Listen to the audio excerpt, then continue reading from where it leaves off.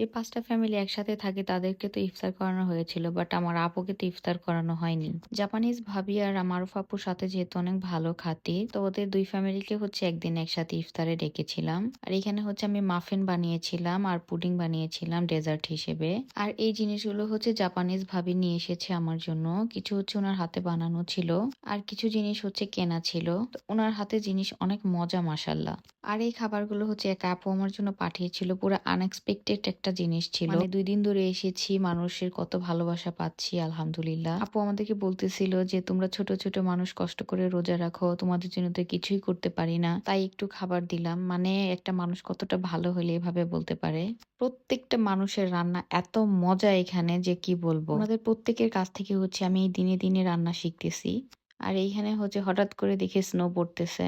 পরে একটু ক্লিপ নিয়ে রেখেছিলাম। আর যেদিন আপু আর জাপানিজ ভাবিদের ইনভাইট করেছিলাম ওইদিন হচ্ছে অনেক খাবার রান্না করেছিলাম আমি। বাট ক্লিপ নিতে পারিনি। কারণ যেহেতু ওইদিন আমার হাসব্যান্ডের কাজ ছিল, সবকিছু আমাকে একা হাতেই করতে হয়েছিল। আগের দিন রাতে আমি সব ডিনার পার্ট করে রেখেছিলাম। পরের দিন শুধু ইফতারের ভাজাভুজি আর ভাত রান্না করেছিলাম। আসলে একা হাতে করতে অনেক বেশি সময়ের ব্যাপার। কারণ কাটতে আমার অনেক সময় লাগে, যেহেতু ছুরি দিয়ে কাটি আমি। তো আমার অনেক বেশি টাইম লেগে যায় কাটতে তারপর রান্না করতে। তো সাথে যদি কেউ কেটে ধুয়ে দেয় তাহলে রান্না করতে বেশি সময় লাগে না। আর এগুলা হচ্ছে আরেকটা ইফতারে গিয়েছিলাম। জিএমএসটির একটা প্রোগ্রাম ছিল, ইফতারের প্রোগ্রাম। তো এই প্রোগ্রামের প্রত্যেকটা মানুষের সাথে হচ্ছে আমার হাসব্যান্ডের অনেক আগে থেকে পরিচয়। সো ৩-৪ জন মানুষ হচ্ছে আমাদের ৩-৪ দিন ইনভাইট করেছিল সেম একটা প্রোগ্রামের জন্য। পরে আমরা সবাই মিলে গিয়েছিলাম এইখানে। আর এইখানে দেখেন মেহেজাকে হচ্ছে বোরকা পরে হিজাব পরে পরে খালেদা জিয়ার মতো লাগছে। এই বোরকা হিজাব হচ্ছে ওর বাবা উমরা থেকে নিয়ে এসেছিল। যেহেতু ও অনেক ছোট তো ভাইয়া মাপ বুঝতে পারেনি। বোরকা এনে দেখে যে ছোট হয়েছে ওর, আসলে আরো বড় সাইজ লাগতো। তো আমরা সবগুলা ফ্যামিলি একসাথে মিলে ইফতার করতে গিয়েছিলাম ওইখানে। আর এখানে বাচ্চারা খেলাধুলা করতেছিল। তো এরপর একদিন হচ্ছে আমরা মেহেজাদের বাসায় যাই আর দেখেন ওর অবস্থা। যখনই আমরা আসি যাওয়ার সময় ও এই কাজগুলা করে, সবগুলা জুতো একসাথে জমায়। জমানোর পর ধরে বসে থাকে। আর এদিন হচ্ছে একদম শুয়েই পড়েছে। মানে ও যেতেই দিবে না কিছুতেই। তো এরপর একদিন হচ্ছে আমার হ্যান্ড ব্লেন্ডার দরকার ছিল, যেহেতু আমার নেই। সো মারিয়াপুর আছে, তো আমাকে মারিয়াপু হ্যান্ড ব্লেন্ডার দিতে আসছিল। আপু একটু বাজার করতে নিচে যাবে এই জন্য। আর দেখেন সে মায়ের টি শার্ট পরে চলে আসছে। আর মায়ের টি শার্ট পরে সে প্রাউডলি আবার দেখাচ্ছে যে আমি দেখো টি শার্ট পরে চলে আসছি আম্মুর। মানে বাচ্চা কাচ্চার কি যে একটা অবস্থা। বাচ্চা কাচ্চা হচ্ছে একটা এক এক জিনিস। এই যে এদিকে দেখেন আমার বোনের ছেলের অবস্থা। ও মনে হয় ঘুমাইছিল বা নামাজ পড়তেছিল। এই সুযোগে কিচেনে আইসা পুরা চালের ড্রাম পুরা ঢেলে দিয়ে সে খেলতেছে। কিচেনের মধ্যে চাল বিছায় সে সাঁতার কাটতেছে। বাচ্চা কাচ্চা থাকলে যে মায়েদের কত প্যারা, এটা যাদের আছে শুধু তারাই জানে। আর বিদেশের বাড়িতে বাচ্চা পালা অনেক বেশি একটা প্যারার ব্যাপার। কারণ বাংলাদেশে বাচ্চাকে দেখার জন্য অনেক মানুষ থাকে, এখানে কেউই থাকে না।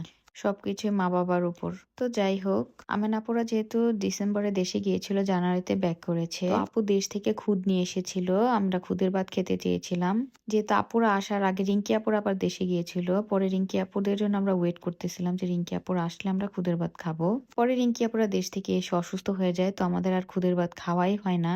পরে আমরা ডিসাইড করি যে যেদিন আমেন আপুর বাসায় ইফতার করবো ওই দিন আমরা খুদের ভাত দিয়ে ইফতার করবো। আর এক একজন এক এক রকমের ভর্তা বানায় নিয়ে আসবে। তো আমার ভাগে হচ্ছে ডালের ভর্তা আর ধনিয়া পাতার ভর্তা পড়েছিল। আমি ওই দুইটা বানিয়ে নিয়ে গেছিলাম, বাকিরা এরকম করে বানিয়ে নিয়ে গেছিল যে যার যার মতো। আর রিঙ্কি আপু হচ্ছে দই এক্সপার্ট, উনি হচ্ছে দই বানিয়ে নিয়ে গিয়েছিল। আর দেখেন এত এত ভর্তা বানায় নিয়ে আসছে সবাই। আমার খুদের ভাত অনেক বেশি পছন্দ, সো আমি অনেক খেয়েছিলাম।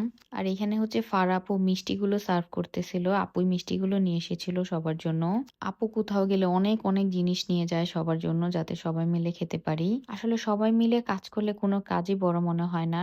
যত বড় বড় কাজই থাক সবকিছুই ছোট মনে হয়। আর ভর্তার আইটেম এত ছিল যে আমার পুরো প্লেট ভরে গিয়েছে। লাস্টে ভাত খাওয়ার পর ভর্তা ছিল, কারণ এত বেশি ভর্তার আইটেম ছিল যে ভাত খাওয়াই যাচ্ছিল না। তারপর কিছুদিন আগে আমরা হচ্ছে আলো খেলা খেলে এক একজনের একদম মরার অবস্থা হয়ে গিয়েছে ব্যথায়। এরকম একটা খেলা ছিল, এটার মধ্যে প্রত্যেকটা স্টেশনে বসতে হবে উঠতে হবে প্রত্যেকবার। সেই খেলা খেলে আমরা সবাই ভুক্তভোগী ছিলাম। পর ওদিন সবাই ফারাহ আপুকে ধরেছে খেলার জন্য। আর ফারাহ আপু ইজিলি পুরোটা খেলা খেলে ফেলেছে। সবাই তো অবাক। সবাই ভেবেছিল যে আপু হয়তো পরের দিন ব্যথায় একদম বুঝবে, কিন্তু আপুর নাকি কিছুই হয়নি। কারণ আপু হচ্ছে ইয়োগা করে, আর ইয়োগাতে হচ্ছে এরকম টাইপের একটা ব্যায়াম আছে, স্কোয়াট বলে একটা ব্যায়াম আছে। ওইটাতে হচ্ছে আপু 50 বার দিতে পারে, তাও 2 হাতে 10 কেজি ওয়েট নিয়ে।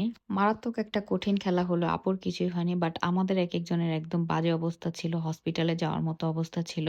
আমি তো অলমোস্ট 15 দিনের মতো ঠিক মতো বসতে পারতাম না, উঠতে পারতাম না। এই যে আমাদের আলো খেলার উইনার তারই এক্সাম্পল হচ্ছে এই যে খেলা খেলার ৪-৫ দিন পরে উনার এই অবস্থা। মানে ৪-৫ দিন পরে ওর সিঁড়ি দিয়ে উঠতে পারতেছিল না, এমন একটা অবস্থা ছিল।